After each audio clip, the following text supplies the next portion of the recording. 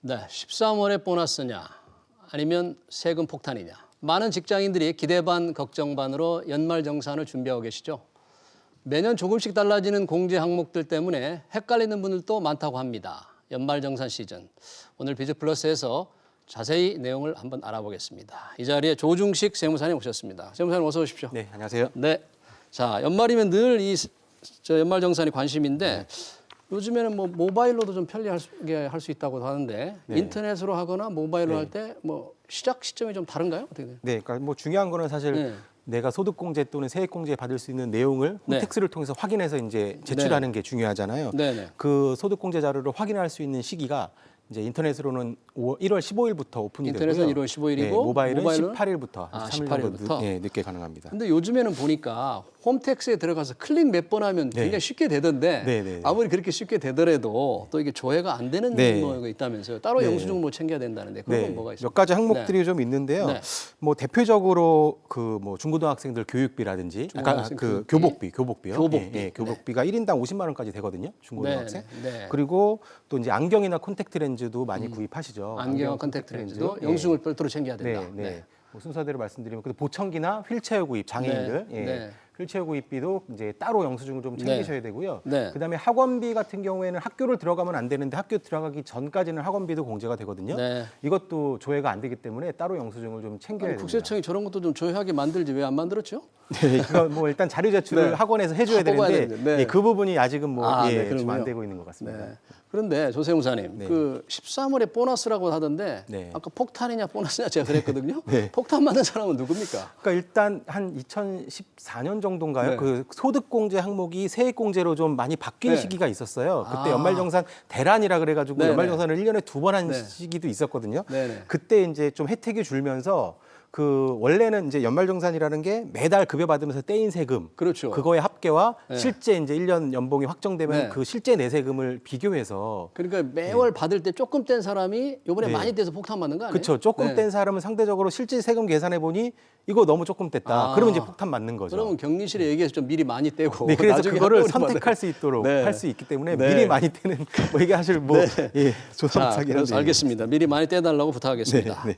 자, 그러면 작년하고 아무래도 이제 바뀐 부분 하나하나 좀 봐야 될 것 같은데 작년에 비해서 소득공제나 세액공제가 늘어난 부분도 있잖아요. 그 늘어난 부분도 한번 설명해 주시죠. 일단은 그 의료비 중에서 산후조리원 비용이 있어요. 산후조리원이 따로 의료비 혜택을 받을 수가 없었는데 연봉이 이제 높은 분들은 안 되는데 1,907천만 원이 안 되는 분들 같은 경우에는 출산 1회당 200만 원까지 산후조리원 한 번 비용. 출산할 때 200만 원. 그러니까 한 번밖에 못 받겠네. 그렇죠. 뭐 1년에 2번 하는 경우도 있을 수는 있는데 쌍둥이 나오면 2번 받습니까? 아니요. 쌍둥이라도 출산을 한 번 한 거기 때문에 한 번이니까 뭐 아이당 한 1회가 그러니까 한 번이 아니라 출산 1회당 어쨌든 뭐 1월에 출산하고 12월에 출산 이론적으로는 가능한데 그러면 2번 받을 수 있겠죠. 그래서 1회당 200만 원까지 이제 세액공제를 받을 수 있도록 그렇게 돼 있고요.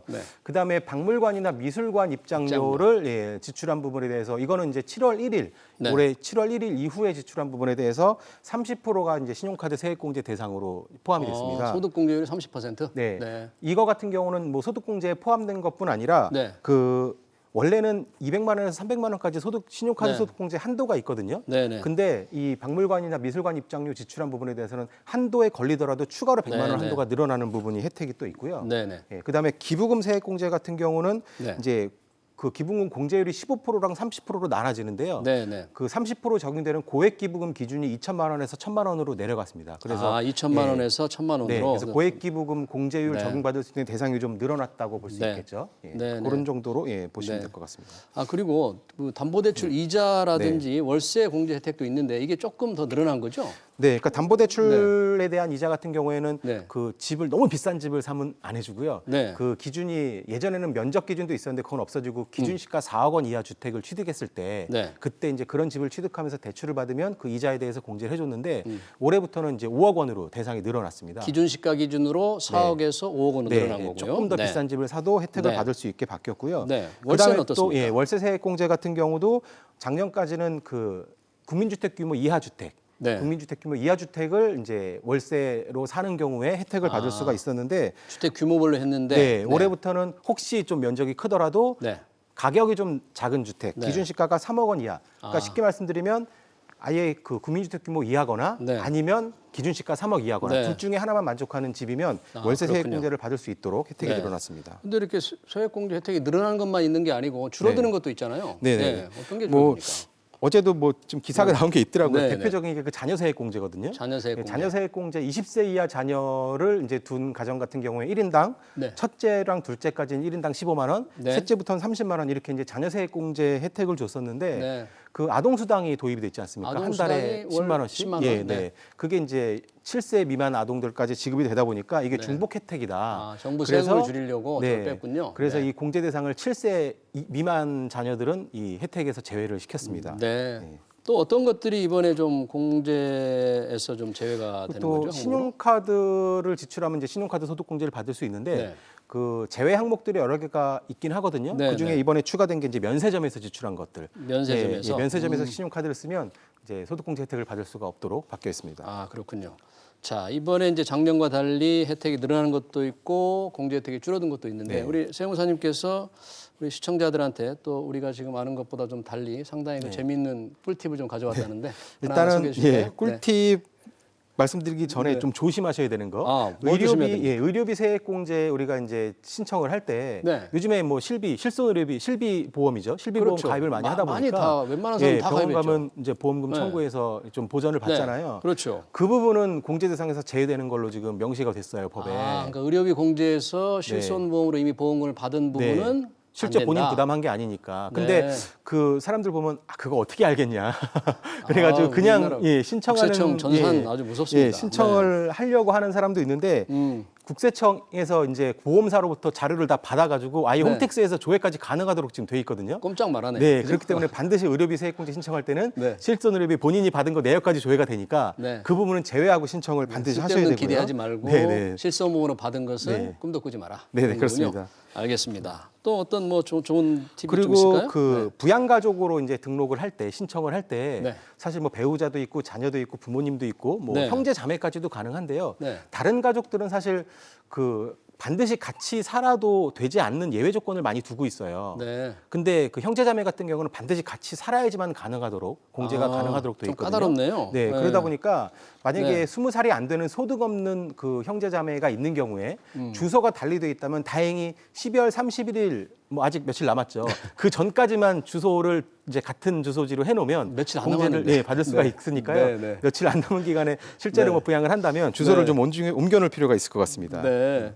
또 뭐 학원비의 경우에 초등학생부터 네, 공제가 뭐 안 된다는 네, 거 원래는 이제 학교를 들어가면, 그러니까 이제 이런 분들 지금 초등학교 1학년 자녀를 두신 분들이 좀 네. 잘 들으셔야 될 것 같은데, 초등학교 1학년. 네, 이제 2학년 올라가는 이제 자녀를 네. 둔 경우죠.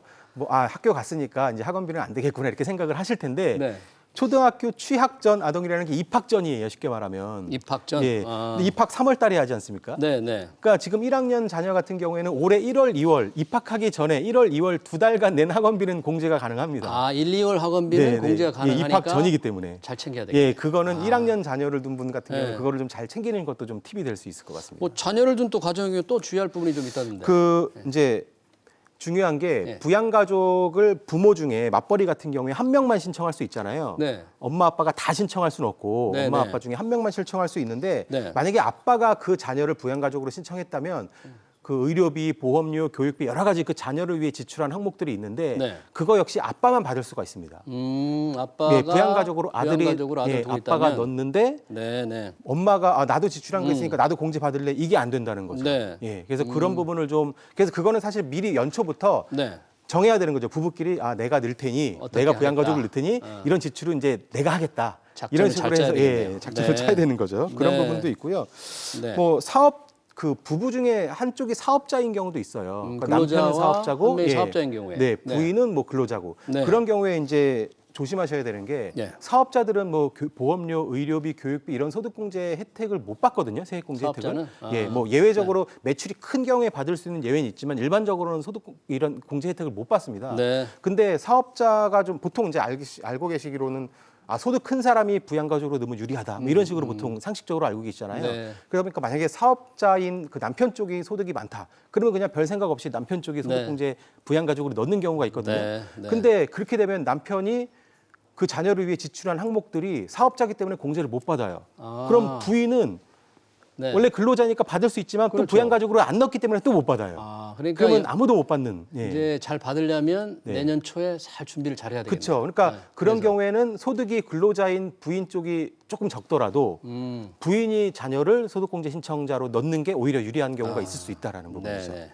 세무사님, 지금 몇 가지 말씀을 해주셨는데 혹시 뭐 더 우리 시청자들에게 조금 전해줄 좋은 뭐 아이디어가 있습니까? 지금 사실 뭐 며칠 안 남아서 지금은 뭐 자료를 챙기는 거가 중요하지 뭔가 새로운 거를 만들어내긴 쉽지 않은 시기긴 한데요. 아니, 그 소득공제 받기 위해서 연금저축을 연말에 막 하는 사람도 있던데. 그 말씀을 사실 드리려고 했거든요. 그거 괜찮지 않아요? 네, 연금도 사실은 뭐 미리 들어 놓으신 분들도 많이 계실 텐데 혹시 안 들어 놓으셨다면 지금 남은 기간 동안 뭐 소득에 따라서 이제 연봉 1억 2천을 기준으로 300만 원 또는 400만 원까지 세액 공제 혜택을 받을 수가 있거든요. 그러면 소득공제를 받으면 한 세금 전략이 얼마나 되려나? 한 뭐 48만 원에서 뭐 60만 원 이 정도, 그 정도 이상 이제 받을 수가 있기 때문에 그리고 만약에 이미 나는 뭐 다 넣고 있었다 그런 분들인 경우에도 퇴직연금을 추가로 불입하면 700만 원까지도 가능합니다. 세액 공제 혜택이 그렇기 때문에 이틀 남았지만 좀 해볼 필요가 있겠네요. 지금이라도 만약에 가입해서 넣으면 그 넣은 부분에 그 납입한 부분에 대해서는 공제 혜택을 받을 수가 있거든요. 저축하면서 뭐 그만큼 세금 혜택 받는 거 수익률이 높아지는 거죠. 그렇게 생각하시면 좋으실 것 같습니다. 조중식 세무사님 오늘 그 연말정산 아주 좋은 얘기 잘 들었습니다. 고맙습니다. 감사합니다.